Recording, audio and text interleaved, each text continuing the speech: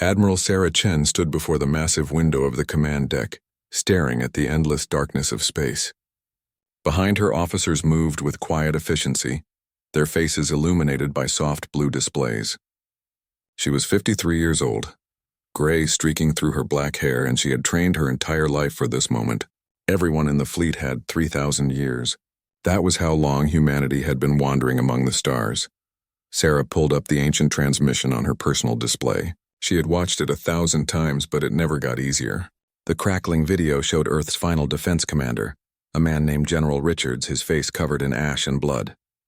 Behind him, cities burned. The sky was filled with alien ships, dark and terrible, blotting out the sun. "They came without warning," Richards said, his voice breaking. "We held for 6 hours. That's all we could give you." 6 hours. He looked directly into the camera, speaking to people he would never meet, people who would live centuries after his death. "To whoever survives, to whoever escapes, remember us. Remember Earth. And if you ever get strong enough, if you ever have the chance, come home. Make them pay." The transmission ended with a flash of white light. New York had been destroyed in that moment. 50 million people gone in an instant. Sarah closed the display. That man had died 3,000 years ago, but his words still echoed through every ship in the fleet. Humanity had spent 30 centuries running, hiding, building, and learning. They had settled on harsh worlds where nothing grew easily. They had fought pirates and hostile aliens and sometimes each other. They had nearly gone extinct a dozen times, but they survived. And they learned. The door behind her opened. Marcus Webb walked in, wiping grease from his hands. He was the chief engineer, a big man with kind eyes and hands that could fix anything. "Admiral, the last of the jump drives are online. All 200 ships are ready." 200 ships, Sarah repeated softly. "Our ancestors escaped with 12 colony ships, barely held together with hope and desperation. Now we have a fleet that could level a moon." Marcus nodded. "We've come a long way. Those generation ships our grandparents' lived on. They were flying coffins, really. No weapons, no shields, just engines and prayer. Now," he gestured to the viewport where the massive warship Vindication floated, bristling with weapons. "Now we're ready for anything. Are we ready for them?" Sarah asked. "The Krell?" Marcus was quiet for a moment. "The Krell Dominion. That was what humanity called them, though they didn't know if the aliens used that name themselves. Everything humanity knew about their ancient enemy came from salvaged technology, ancient records, and nightmares passed down through generations. The Krell destroyed Earth in 6 hours, Marcus said carefully. But that was 3,000 years ago. We've studied every piece of their technology we could find. We've built weapons they've never seen. And we have something they don't. What's that? We remember what they took from us." A young officer approached, saluting crisply. "Admiral Chen, Dr. Tanaka is requesting permission to address the command staff." "Send her in." Dr. Keiko Tanaka entered, carrying a data tablet. She was thin and intense, with eyes that rarely blinked when she was excited about something. As the fleet's chief xenoarchaeologist, she had spent years studying fragments of Krell technology and culture. "Admiral, I've finished analyzing the deep space probes we sent ahead." "I have news about Earth." Sarah's heart clenched. "Tell me, it's there." "Earth is still there, intact. The probes detected water, atmosphere, plant life. It's alive." The command deck went silent. Several officers turned to stare. One woman pressed her hand to her mouth, tears streaming down her face, "But," Sarah prompted because she could hear the hesitation in Keiko's voice. "But there's no technology signal. No cities, no power grids, no signs of civilization. The Krell are gone. They've been gone for a very long time." Keiko swiped through images on her tablet. "We found something else, though. Debris fields in orbit, ancient defense platforms, and massive structures on the surface. The Krell built something on Earth after they conquered it. What kind of structures? I don't know yet. But Admiral, whatever they built there, it's huge, miles across, and from what we can tell, they just abandoned it all." Sarah turned back to the viewport, looking at the assembled fleet. 200 ships, 50,000 crew members. They represented 30 human colonies spread across 20 star systems. Every ship carried soldiers, engineers, scientists, and families. Some had been born in space and had never felt real gravity. Others came from harsh colony worlds where every day was a struggle. But they all shared one thing. They all grew up hearing stories about Earth. "Set course for Sol system," Sarah ordered. "Maximum speed." Send word to all ships, we're going home. The command deck erupted in controlled chaos as officers relayed orders. Jump coordinates were calculated. Weapons systems were checked and rechecked. In the hangar bays, fighter pilots ran to their craft. Throughout the fleet, families gathered together, holding each other tight. Sarah remained at the viewport, watching as the stars began to shift. The jump drives activated one by one, tearing holes in space itself. This was technology humanity had stolen from a Krell derelict 200 years ago and improved beyond recognition. The aliens thought they were invincible. They thought humanity was destroyed, scattered, forgotten.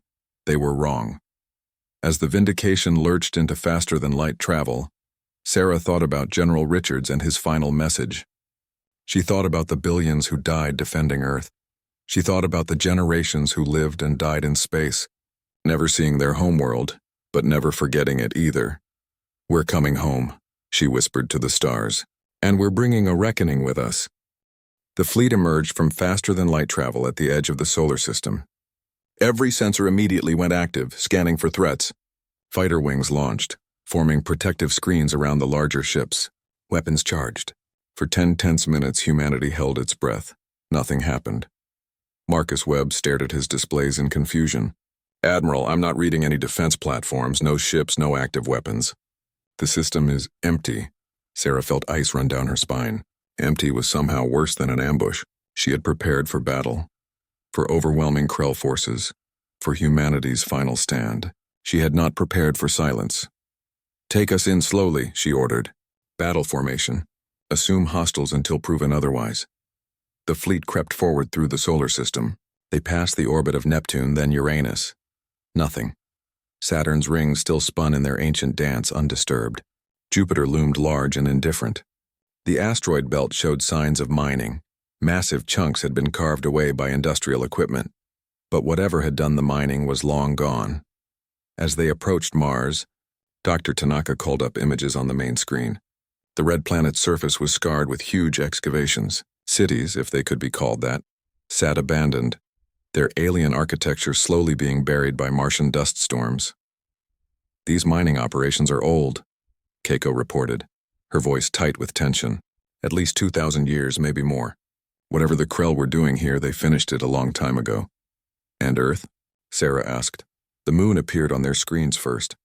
Humanity's ancient companion, unchanged and eternal. Sarah felt tears prick her eyes. Her grandmother had shown her pictures of the moon when she was a child, told her stories about how humans once walked on its surface. Now, seeing it with her own eyes, it felt like meeting a legend. Then Earth came into view and everyone on the command deck stopped breathing. It was blue, still blue. White clouds swirled across its surface. The continents were there, Africa, Eurasia, the Americas, though the coastlines looked different. Green covered much of the land. From this distance, it looked like paradise. "Life signs?" Sarah's voice cracked. "Plant life everywhere," an officer reported.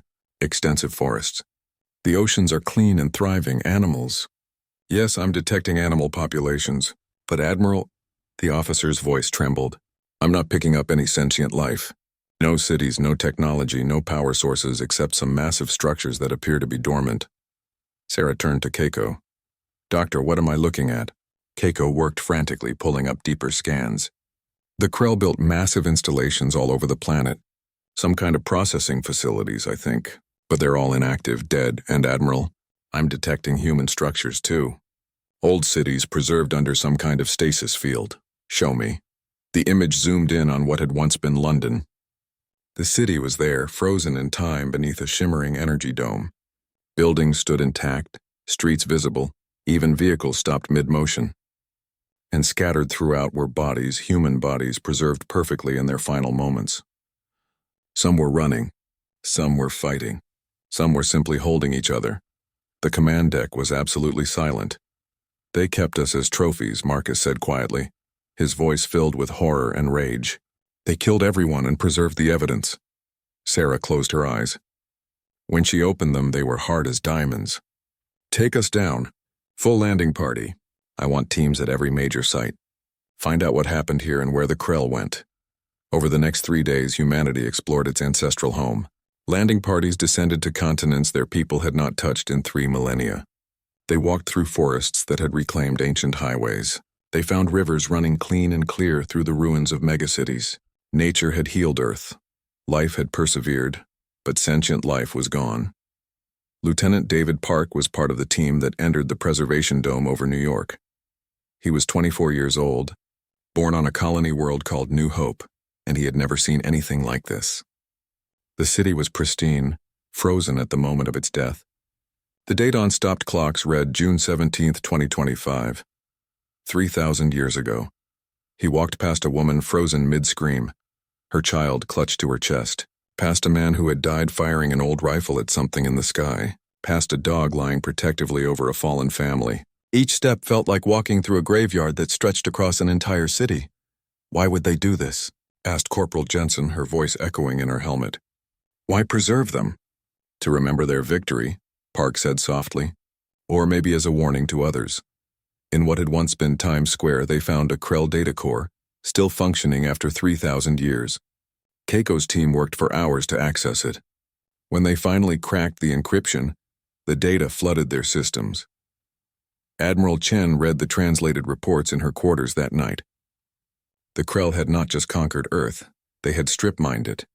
They took minerals, metals, and something called biological samples. Millions of humans had been killed in the initial attack. Millions more died in the months after, from starvation, disease, and systematic executions.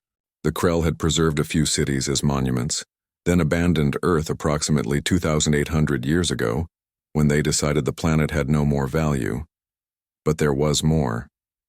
The data core contained records of the Krell Dominion. It was massive. Hundreds of worlds, billions of subjugated beings, technology that still outmatched humanity's best weapons. Earth had not been their first conquest. It would not be their last. To the Krell, Earth was just another resource to exploit and forget. Sarah also found something else. Hidden in the final entries were coordinates, locations of Krell command centers, supply depots, colony worlds, and most importantly, the location of their homeworld. The data had been left by a Krell overseer named something that translated roughly to Grey Fang. In the records, Grey Fang expressed contempt for humanity, called them weak, primitive, barely worth the effort of conquest. He wrote that the Dominion had moved on to richer targets, leaving Earth as a dead monument that no one would ever see. He was wrong. Sarah called a meeting of all ship captains. 200 men and women assembled in the Vindication's main hangar, their faces grim. "We came here to reclaim Earth," Sarah said, "and we will. But now we know the truth. The Krell didn't just destroy our world, they forgot about us. We're not even worthy of being remembered as enemies. Just another dead planet they used and discarded." She paused, looking at each face. Some were angry. Some were crying. All were determined. "We have a choice. We can stay here, rebuild Earth, and live quietly. Hope the Krell never notice us again. Or," she brought up a star map showing the coordinates from the data core, "or we can make sure they never forget us again. We can take the fight to them. Make them pay for every life they took, every world they destroyed." The vote was unanimous. The Phoenix Protocol had been written 200 years ago by humanity's War Council. It was a contingency plan, created for a day they all hoped would come, the day they found Earth again. The protocol had 3 phases: reclaim, rebuild, and retaliate. Marcus Webb stood in the ruins of what had once been Cape Canaveral, now overgrown with vegetation. His engineering team swarmed over the site, clearing centuries of growth and analyzing the old structures beneath. "We can use the foundations," he reported to Admiral Chen via comlink. "The Krell didn't destroy everything. They just built over it. We can reactivate some of the old manufacturing facilities and combine them with our technology." "How long?" Sarah asked. "To build basic orbital defenses? 6 months. To turn Earth into a fortress that could withstand another Krell invasion? 2 years. To build enough ships to take the fight to them?" He paused. 5 years minimum. Sarah nodded, though Marcus couldn't see her. "Then we have 5 years. Make it happen." Across the globe, humanity went to work. They established bases in the preserved cities, carefully removing the stasis fields and giving proper burials to the billions who had died. In Sydney, Tokyo, Cairo, São Paulo, and hundreds of smaller cities, humans walked streets their ancestors had built. It was painful and beautiful at the same time. Dr. Keiko Tanaka spent her days in the archives of the old world, recovering data from ancient servers and libraries. She found music, art, films, books, the complete cultural heritage of pre-invasion Earth. She found scientific papers that helped fill gaps in humanity's technological knowledge. She found personal journals from the last days, messages that people had written knowing no one would ever read them. One message, found in a bunker beneath London, simply said, "We fought. We died, but we never surrendered. If anyone finds this, know that Earth did not go quietly. Make them remember us." Keiko made sure that message was broadcast to every ship, every colony, every human in existence. Lieutenant David Park trained in the rebuilt facilities near what had once been called Colorado. General James Okafor, a veteran of a dozen colony wars, had been put in charge of training the ground forces. Park and 10,000 other soldiers ran through simulations every day, learning to fight the Krell based on recovered tactical data. The Krell are not creative, Okafor explained to his officers. They're a hive mind species with centralized command. They follow patterns, protocols, established doctrine. They're also incredibly strong, naturally armored, and outnumber us 1,000 to 1. So how do we win? Park asked. Okafor smiled grimly. We cheat. We lie, we ambush. We do things they can't predict because we're not a hive mind. Every human soldier thinks independently, adapts independently. That's our advantage. They'll expect us to fight honorably, tactically. Instead, we'll fight like humans, dirty, unpredictable, and willing to do whatever it takes. In orbit above Earth, the shipyards worked day and night. The Vindication had been impressive, but now humanity was building something new. They called them Avenger-class warships, combining the best of human innovation with captured Krell technology. Each ship was smaller than the Vindication, but faster, more maneuverable, and carrying weapons designed specifically to penetrate Krell shields. But not everyone agreed with the plan. Director Elena Volkov represented the civilian government. Elected by the colony worlds to speak for those who just wanted peace, she confronted Sarah in the Admiral's office on Earth, in a building they had reclaimed in Geneva. "We've suffered enough," Elena said. 3,000 years of wandering, struggling, dying. We found Earth again. We can rebuild here. Have children who grow up on a real world with blue skies and green grass. Why risk all that for revenge? This isn't just revenge, Sarah replied. The data cores show that the Krell Dominion is expanding. They conquer world after world, strip them of resources, enslave or kill the inhabitants. If we hide here, eventually they'll come back. Maybe not tomorrow, maybe not for 100 years, but they'll come, and next time we might not survive. So we attack first? Start a war we might not win? Sarah pulled up a holographic display showing the Krell Empire, hundreds of worlds all marked in red. This war started 3,000 years ago when they attacked Earth without provocation. We're not starting anything. We're finishing it. Elena looked at the display for a long time. Finally, she spoke quietly. And if we lose? If humanity is destroyed completely this time, then at least we died fighting instead of waiting to be slaughtered again. Elena left without another word, but Sarah knew the argument wasn't over. Throughout the fleet, throughout the colonies, humans debated. Some wanted revenge. Some wanted justice. Some just wanted peace. But the preparations continued. In his workshop, Marcus made a breakthrough. He had been studying Krell ship hulls and discovered they used a biological component in their armor. It made them strong but also vulnerable to certain frequencies of radiation that were harmless to machines and most organic life. He designed a new weapon. Humanity called it the Disruptor, that could literally cause Krell ships to tear themselves apart from the inside. It won't work on everything, Marcus warned. Their capital ships have too much redundancy. But their fighters, their troop transports, their mid-sized cruisers, they'll be vulnerable. It was the first piece of good news in months. Keiko made her own discovery. In the Krell data cores, she found references to other species that had been conquered. Some had been completely destroyed. Others had been enslaved and integrated into the Krell workforce. But a very few, had managed to escape or maintain hidden colonies. If we can find them, Keiko told the War Council, we might not have to fight alone. The enemy of my enemy is my friend, right? General Okafor nodded. A united front, I like it. But can we trust species we've never met? Can they trust us? Keiko countered. We're all victims of the Krell. That's enough to start with. As the years passed, Earth transformed. Green parks became training grounds. Old cities became military bases. The orbital shipyards grew until they ringed the planet like a crown of steel and fire. Children were born on Earth, the first in 3,000 years to call it their native world. They grew up knowing they were part of something larger than themselves. Lieutenant Park, now promoted to captain, stood with his squad on a cliff overlooking the Pacific Ocean. The sun was setting, painting the sky in brilliant oranges and purples. His second in command, a woman named Lieutenant Sarah Kim, stood beside him. "Is it worth it?" Kim asked. "What we're about to do?" Park thought about the preserved cities, the billions of dead, the 3,000 years of exile. He thought about General Richard's final message. He thought about his own parents who had lived their entire lives on a colony world, dreaming of a home they would never see. "I don't know if it's worth it," Park admitted, "but I know we have to try. For everyone who died, for everyone who dreamed of coming home, for everyone who will come after us." Kim nodded. "Then let's make sure we win." Above them in orbit, the new fleet assembled.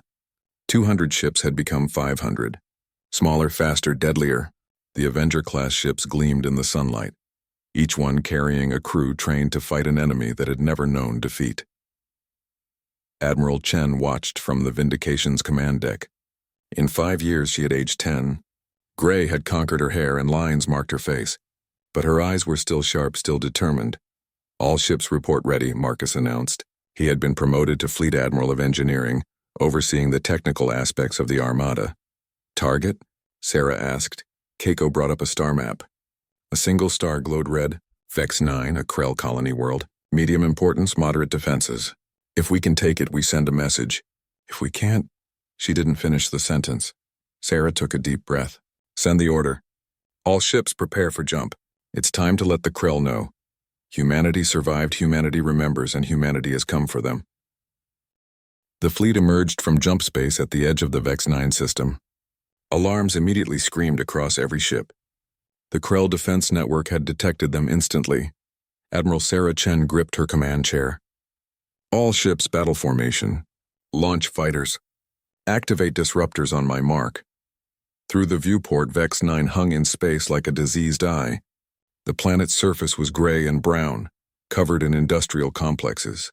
Massive orbital stations surrounded it, each bristling with weapons, and rising to meet humanity's fleet came the Krell Armada. Captain David Park watched from his transport ship as the enemy appeared on screens. Krell vessels were organic-looking, all curves and ridges, like someone had grown ships instead of building them. They moved in perfect formation, not a single ship out of place. Hundreds of them, all synchronized like cells in a body. "Remember your training." General Okafor's voice crackled through the comm. "They fight as one. We fight as chaos. Confuse them, scatter them, make them think." The first wave of human fighters launched, breaking into seemingly random patterns. To the Krell, it must have looked like complete disorder. That was the point. While Krell fighters moved in perfect geometric formations, human pilots wove between them, firing from unexpected angles, breaking every rule of proper fleet engagement. The disruptors activated. Invisible radiation beams struck Krell cruisers, and for a moment nothing happened. Then the enemy ships began to shudder. Their biological armor started to tear itself apart from the inside, like watching a body reject its own cells. 3 Krell cruisers simply broke into pieces, spilling atmosphere and debris into space. "It's working," Marcus shouted from his engineering station. "The disruptors are working." But the Krell adapted quickly. Their larger ships, immune to the disruptors, moved forward, massive and terrible. Energy beams lanced out, striking human vessels. The destroyer Courage exploded, taking 400 crew with it. The cruiser Defiance lost its entire port side, spinning out of control. "All ships target the heavy cruisers," Sarah ordered. "Concentrated fire." The human fleet focused, and one by one, Krell capital ships began to fall. But for every enemy ship destroyed, humanity lost 2. The Krell simply had more ships, more weapons, more everything. This wasn't a battle humanity could win through superior force. They needed something else. "Admiral," Keiko called out from her station. "I'm detecting the command node.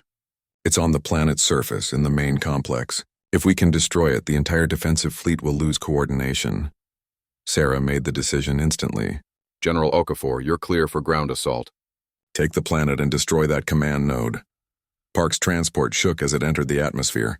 Krell fighters pursuing. Point defense systems fired constantly, shooting down incoming missiles. 2 transports ahead of them exploded. Park closed his eyes briefly, offering a silent prayer for the soldiers who had just died, then opened them and checked his weapon. 30 seconds to landing, the pilot shouted. The transports hit the ground hard in the middle of a Krell industrial zone. Ramps dropped and human soldiers poured out into a nightmare. The Krell warriors were waiting. Massive creatures 8 feet tall, covered in chitinous armor with multiple limbs ending in both weapons and claws. They moved like insects, fast and coordinated. Park's squad took cover behind debris as plasma fire tore through the air. He fired back, his rifle's armor-piercing rounds punching through Krell armor. Next to him, Lieutenant Kim threw a grenade that exploded in a cluster of enemies, sending body parts flying. "Move! Move!" Okafor roared. "We need to reach that command center!" The battle became a brutal close-quarters fight. Humans used the terrain, ducking through buildings and around machinery while the Krell tried to use their superior numbers to overwhelm them. Park saw soldiers fall, saw friends die, but kept moving forward. They had trained for this. They had prepared for this. Above them, in space, the naval battle continued. The Vindication took a direct hit to its engine section, and Sarah felt the deck shake beneath her feet. Sparks flew from consoles. The lights flickered. "Damage report," she shouted. "Main engines are down," Marcus replied. "We're dead in space." 3 Krell battleships moved in for the kill, their weapons charging. Sarah watched them approach on the display, knowing the Vindication's shields couldn't take another hit. This was it. This was how it ended. Then the destroyer's vengeance and retribution threw themselves between the Vindication and the enemy. Both ships opened fire at point-blank range, trading shot for shot with the larger Krell vessels.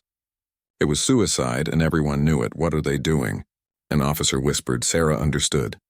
They were buying time. The Vengeance exploded first, its reactor going critical. The retribution lasted another 30 seconds before it too was destroyed. But in that time, the rest of the fleet had repositioned. Concentrated fire hammered the 3 Krell battleships until all of them were drifting hulks. "Captain Miller, Captain Zhang," Sarah said softly, naming the 2 ship commanders who had just sacrificed themselves. "You will be remembered." On the planet's surface, Park's squad had fought their way to within sight of the command center. It was a massive structure pulsing with bioluminescent energy. Between them and it stood at least 200 Krell warriors and several of their massive war beasts, creatures that looked like armored bears the size of elephants. "That's insane," Kim said, staring at the defenses. "We'll never make it through." Okafor appeared beside them, his armor scorched and dented. "We don't have to. Park, take a fire team around the left flank. Kim, take the right. I'll hit them head-on with the main force. The distraction should give you both a chance to reach the structure. Plant the charges and get out." "Sir, that's suicide," Park protested. "That's an order, Captain." Park nodded grimly. He selected 5 soldiers, all volunteers who knew they might not come back. They circled around through the ruins of a processing plant, moving as quietly as possible. Above them, human and Krell ships still fought, turning the sky into a light show of explosions and energy beams. Okafor's assault began with a roar. Hundreds of human soldiers charged the command center, firing everything they had. The Krell responded with overwhelming force, and the battlefield became a meat grinder. But the distraction worked. Park's team reached the base of the command center undetected. "Plant the charges," Park ordered. "We have 5 minutes." They worked frantically, placing shaped explosives at key structural points. Keiko had analyzed the building's design and identified its weak points. The charges were designed to bring the entire structure down and destroy the command node inside. A Krell patrol discovered them when they were 90 seconds from done. Park's team opened fire, holding the position. 2 soldiers fell, then 3. Kim's voice crackled over the radio. "Park, we're pinned down. We can't reach you. Finish the charges!" Park shouted to his remaining soldier, a young man named Rodriguez. "I'll hold them." Park stepped into the open, drawing the Krell's attention. He fired his rifle until it ran dry, then drew his pistol. A Krell warrior rushed him and he dodged barely, driving a combat knife into a joint in its armor. The creature screamed and fell, but 2 more took its place. "Charges set," Rodriguez yelled. 60 seconds to detonation. Park tried to run, but a Krell plasma bolt caught him in the leg. He went down hard. Rodriguez came back, dragging him toward cover. A Krell warrior loomed over them both, weapons raised. Then Okafor was there, crashing into the alien with enough force to knock it aside. The general's armor was barely functioning and blood streamed down his face. "Get him out of here, soldier." "That's an order." Rodriguez dragged Park away as Okafor held the line alone, one man against dozens. The last thing Park saw before Rodriguez pulled him around a corner was the general still fighting, still standing, buying them seconds with his life. The command center exploded. The blast was so powerful it knocked Park and Rodriguez flat. When Park looked back, the entire structure was collapsing, bioluminescent fluid spilling out like blood, and General Okafor was gone, buried under tons of rubble. In space, the effect was immediate. The Krell ship suddenly lost coordination. They stopped moving in perfect formation and began acting independently, confused. The human fleet pressed the advantage, destroying enemy vessels faster than they could adapt. "The command node is down," Keiko shouted. "They're losing cohesion." Sarah seized the moment. "All ships, full assault." "Drive them back." The battle turned. Without central coordination, the Krell fleet began to retreat. Some ships fought on independently, but they were picked off one by one. Within an hour, the space around Vex 9 was clear of enemy vessels, but the cost had been terrible. Of the 500 ships that had entered the system, only 300 remained. Thousands of soldiers were dead, including General Okafor. The Vindication was crippled. Victory felt hollow. Sarah stood on the ruined command deck looking at the casualty reports. They had won, but barely, and this was just one colony world. The Krell had hundreds more, and their homeworld was still untouched.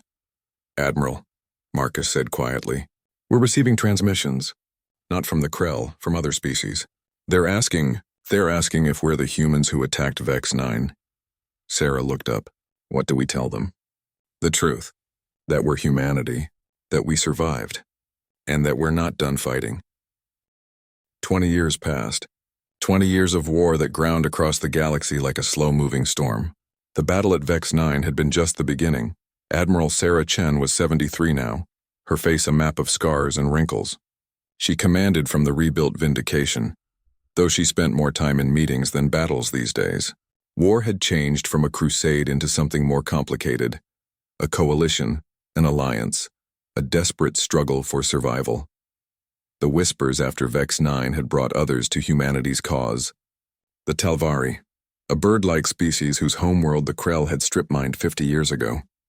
The Boroth, massive rock-like beings who had been enslaved for generations. The Shin, small but brilliant engineers who had been hiding in asteroid belts for centuries.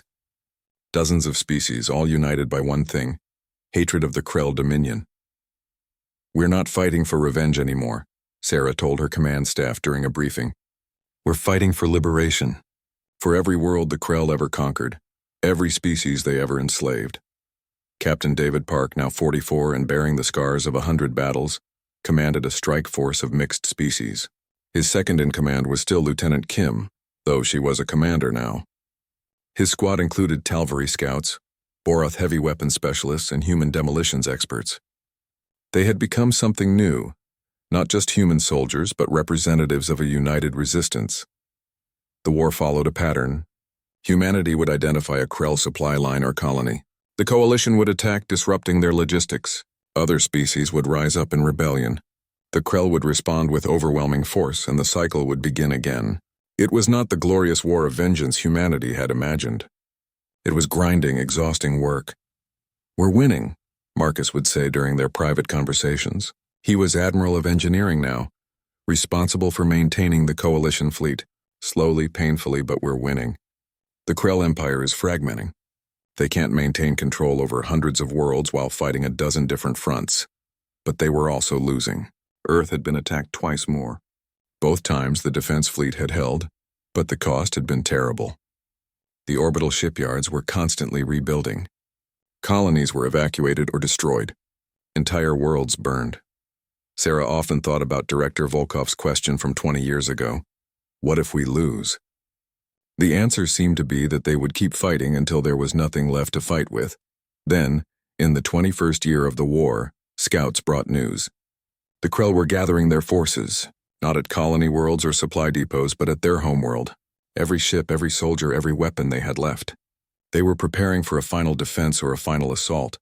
"They're coming for Earth," Dr. Keiko Tanaka said during the Emergency War Council. She was 60 now, her hair completely white, but her mind was still sharp. Our intelligence suggests they're planning a massive strike. They want to destroy humanity's homeworld permanently this time, break the Coalition's spirit. Then we stop them at Earth, Commander Kim said immediately. We've fortified it. We have the defense platforms, the fleet. No, Sarah interrupted quietly. Everyone turned to look at her. We don't wait for them at Earth. We strike at their homeworld first. The room erupted in arguments. It was suicide. They didn't have enough ships. The Krell homeworld was the most heavily defended place in the galaxy. They would be destroyed. Sarah waited for the noise to die down. 3,000 years ago, the Krell came to Earth and destroyed us in 6 hours. We spent millennia running, hiding, rebuilding. We came back and started this war to make sure they could never hurt us again. But if we only play defense, we'll lose eventually. They have more worlds, more resources, more time. Our only chance is to end this war by destroying their ability to wage it. We strike at their command, their heart, their homeworld. And if we fail, Park asked, if we lose the entire fleet, then Earth will stand alone. But they'll be standing against a broken enemy, not a unified empire. And if we succeed, the Krell dominion ends. Not just for us, but for every species they've ever hurt. The vote took 3 days. In the end, 200 ship captains representing 15 species agreed. They would assault the Krell homeworld. Not for glory, not for vengeance, but to end the war once and for all. The Coalition fleet assembled at Earth one last time. 800 ships, the largest armada ever gathered. Human vessels fought alongside Talvari carriers, Boroth dreadnoughts, Shin stealth cruisers, and dozens of other designs. In orbit above Earth, families said goodbye to soldiers who might never return. Park stood on Earth's surface, in a park that had been built over what was once New York. His daughter Maya was 12 years old. Born during the war, never knowing real peace. She hugged him tightly. You'll come back, right? She asked. Park wanted to lie, to promise he would return. But he had always been honest with her. I'll try. But if I don't, you remember this. We fought so you could have a future. So you could grow up free? Maya nodded, tears streaming down her face. Park held her for a long moment, then gently pulled away. He had a war to finish. The fleet jumped. When they emerged in the Krell home system, they found exactly what they expected. An impenetrable defense network. Thousands of ships. Orbital weapons platforms that could destroy moons. Defense stations surrounding the planet like a thorny shell. All ships, Sarah broadcast across the fleet. This is it. Everything we've fought for, everyone we've lost, it all comes down to this. The Krell think they're invincible. Let's show them they're wrong. For Earth, for all our worlds, for everyone who came before us and everyone who will come after. Attack! The battle was chaos. Ships exploded on all sides. The Krell fought with desperate fury, knowing this was their last stand.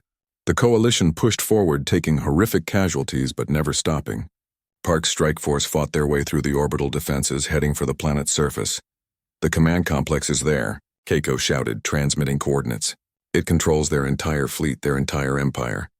Destroy it and they'll collapse. Park's transport was hit and went down hard, crashing on the Krell homeworld's surface. The planet was beautiful in a terrible way. Crystalline structures, bioluminescent forests, cities that seemed grown rather than built. And everywhere, Krell defenders. Park rallied his survivors, 30 soldiers from 4 different species. We complete the mission or we die trying. No other options. They fought through Krell warriors, through automated defenses, through things that looked like living weapons. Park took a plasma bolt to his shoulder but kept moving. Kim was hit in the leg but kept firing. A Boroth soldier named Stone Who Endures carried 3 wounded on his back while still fighting. The command complex loomed ahead, a massive crystalline structure pulsing with the bioelectric energy that controlled the Krell hive network. Park could feel it humming through the ground, a rhythm that seemed to pulse in time with his heartbeat. Plant the charges, he ordered. Everything we have. They worked with desperate speed, knowing every second counted. Above them, the space battle raged. The Vindication, crippled but still fighting, traded fire with 3 Krell dreadnoughts. Smaller ships fought and died on all sides. The Coalition was winning, but barely. Park activated the detonator himself. All teams, fall back. 30 seconds to detonation. They ran. Krell defenders pursued. But the Coalition soldiers fought a running battle, buying precious seconds. The explosion, when it came, was like a small sun. The command complex shattered, and with it the Krell hive network failed. In space, the effect was immediate and catastrophic. Krell ships suddenly lost coordination. Some collided with each other. Others simply shut down. The defense platform stopped firing. It was as if someone had cut the strings on a puppet, and the entire Krell military apparatus fell apart at once. Sarah watched from the Vindication's command deck, hardly daring to believe it. All ships press forward. Secure the planet! But even as victory became clear, a new crisis emerged. A massive Krell armada appeared at Earth. They had moved faster than expected, and now Earth's defense fleet stood alone against overwhelming force. We need to jump back, Marcus said urgently. Earth needs us. The fleet is scattered, Sarah replied. We can't organize a jump for hours. Park heard the same news on the ground. His daughter was on Earth, his home, and he was hundreds of light years away, unable to help. But Earth did not stand alone. The defense platforms activated, weapons that humanity had spent 20 years building. The defense fleet, smaller but battle-hardened, moved to engage.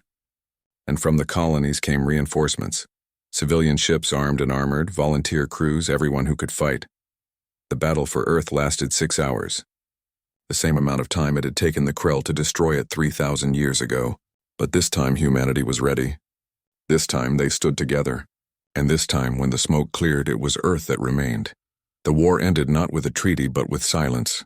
The Krell Empire, without its command structure, fractured into warring factions. Some groups tried to continue fighting. Most simply collapsed. Subjugated species rose up across the galaxy, reclaiming their worlds. The age of the Krell Dominion was over. Admiral Sarah Chen died 3 years later at age 76. She lived long enough to see Earth rebuilt, to see the coalition become a true alliance of free species.